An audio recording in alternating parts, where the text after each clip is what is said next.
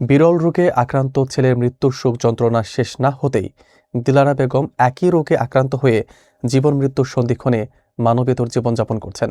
বলছি সিলেটের গোয়াইনঘাট উপজেলার মোহাম্মদপুর এলাকায় বিরল রোগে আক্রান্ত ভিটেমাটি সহায় সম্বলহীন এক অসহায় নারীর বেঁচে থাকার জীবনযুদ্ধের কথা। বেঁচে থাকার আর্তনাদ আর সুস্থ হবার স্বপ্ন যেন ধীরে ধীরে নিভে যাচ্ছে। সহায়তা চেয়েছেন সরকারের সংশ্লিষ্ট কর্তৃপক্ষের পাশাপাশি সমাজের বিত্তবানদের কাছেও। নাইম আহমদের ভিডিও ও তথ্যচিত্রে থাকছে ডেস্ক রিপোর্ট। সিলেটের গোয়াইনঘাট উপজেলার জাফলং মোহাম্মদপুরে বিরল রোগে আক্রান্ত দিলারা বেগম অর্থাভাবে চরম মানবিত জীবনযাপন করছেন। দীর্ঘদিন ধরে এক বিরল রোগে ভুগতে থাকা এই নারী সম্প্রতি এই বিরল রোগে চিকিৎসার ব্যয় বহন করতে না পারায় তার ২০ বছর বয়সের এক ছেলেকে হারিয়েছেন। ছেলের মৃত্যুর শোক যন্ত্রণা বুকে নিয়ে নিজেও এখন জীবন মৃত্যুর সন্ধিক্ষণে দিন কাটাচ্ছেন। এবারে আমার এক বাচ্চা হলা আমার লাগা বসিয়া মরছে বিছনাত লাগি যায় ফিট। এখন আমি হলা অসুস্থ ৩ মাস থাকি। ৪টা বুড়ি তারার বাপে ভাত কাপড় কিচ্ছু দেয় না, হলা বাড়া থাকি। মানুষে ঘর তন কাদাই দিতেছে, আমি কোনটা করতে পারি না। আমারে একটু আপনারা চিকিৎসা করুকা ধর্ম করিয়া আল্লাহর বাঁচাইয়া আপনারা রহমত আমার যদি ভিতরে আমারে একটু চিকিৎসা করিয়া দেখা। আল্লাহ বাঁচতে আমি দোয়া করব সারা জীবন বাবা। আর ৪টা বুড়িন তোর লাগে আল্লাহ বিপদ আছে, থাকার কোনো জায়গা নাই। আমরা ভাড়া থাকি আজ কতদিন থাকি, আজ ১০-১২ বছর থাকি। আর বাপে ফেলাইতে গেছে। ও রোগে আমার বাচ্চা আমার ছেলেটাও মারা গেছে। এখন ও রোগে আমারও ধরছে। এখন আপনারা একটু সহযোগিতা করুক আমারে, আল্লাহ আপনারা দোয়া করব। জানা গেছে দিলারা বেগমের স্বামী দীর্ঘদিন ধরে তার কোনো খোঁজখবর নেন না। প্রায় ১ যুগ ধরে তিনি জাফলংয়ের মোহাম্মদপুর এলাকায় অন্যের বাড়িতে বসবাস করছেন। সংসারে উপার্জন না থাকায় ৪ কন্যা সন্তান ও ১ পুত্র সন্তান নিয়ে অনাহার অর্ধাহারে মানবেত জীবনযাপন করছেন।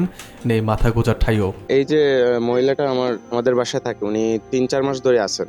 তো ওনার একটা ছেলে ছিল ২০ বছরের, সেম রোগে আক্রান্ত ছিল। তো এই রোগের কারণে ওনার ছেলেটাও মারা যায়। তো বর্তমানে দেখতেছি যে সেম ওনারও একই অবস্থা। তো আপনারা যারা আছেন বা এই ভিডিওটা যারা দেখবেন সবাই ওনার জন্য একটু সাহায্যের হাত বাড়িয়ে দিবেন, যাতে ওনার জন্য উন্নত মানের কিছু ভালো চিকিৎসা করতে পারি। আর সবাই ওনার জন্য দোয়া করবেন। আর অবশ্যই ভিডিওটা যদি দেখেন সবাই শেয়ার করে দিবেন। অর্থের অভাবে এখনও প্রয়োজনীয় পরীক্ষা নিরীক্ষা ও উন্নত চিকিৎসা করাতে পারেননি দিলারা বেগম। চিকিৎসার অভাবে দিন দিন তার শারীরিক অবস্থার অবনতি ঘটছে। যে রোগ, এই রোগটা আমাদের কাছে অজানা, রোগটা আমরা জানি না। তো এটা টেস্ট করলে অবশ্যই রোগটা জানা যাবে। তো টেস্ট করার জন্য টাকা পয়সার দরকার। তো আমরা বিগত দিনে তার ছেলের যে রোগ ছিল ওনাকে বাঁচাইতে পারি নাই। এখন আমরা সর্বোচ্চ চেষ্টা করবো এই মহিলাটাকে বাঁচানোর জন্য। আপনারা দেশবাসী মহিলাটার জন্য সাহায্য সহযোগিতা করেন, এটাই আমরা আশাবাদী। জানি না অজানা রোগে এক মহিলা আক্রান্ত এখানে আমাদের মাঝে উপস্থিত আছেন।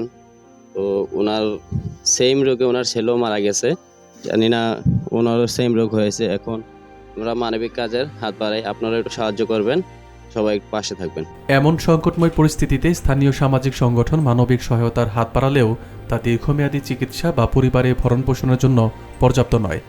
দিন আগে টেনের ছেলের এই রোগে আক্রান্ত হয়। আমাদের কাছে আসার পরে আমরা সাহায্য সহযোগিতা তুলে চেষ্টা করছি, কিন্তু বাঁচাতে পারি নাই। এখন কিছুদিন পূর্বে তাইনের আবার এই রোগে আক্রান্ত হয়, আমাদের কাছে যায়। আমরা যতটুকু পারি সহযোগিতা করতেছি রহমতপুর ক্লাবের পক্ষ থেকে, এবং কি অনলাইন ভিত্তিক আমাদেরকে অনেকে সহযোগিতা করতেছে। আমরা চাই যে মহিলা আছে, তার 4টি সন্তান আছে, 4টি সন্তান মেয়ে সন্তান, 5 বছরের নিচে সবার বয়স। আমরা সবাই মিলে চাই যে তার রোগটা সুস্থ হোক। আপনারাও যারা দেখতেছেন সহযোগিতা করবেন, পাশে থাকবেন ইনশাল্লাহ। বিরল রোগে আক্রান্ত দিলারা বেগমের পাশে দাঁড়িয়েছেন স্থানীয়রা। সহায়তা চেয়েছেন সরকারের সংশ্লিষ্ট কর্তৃপক্ষের পাশাপাশি সমাজের বিত্তবানদের কাছেও।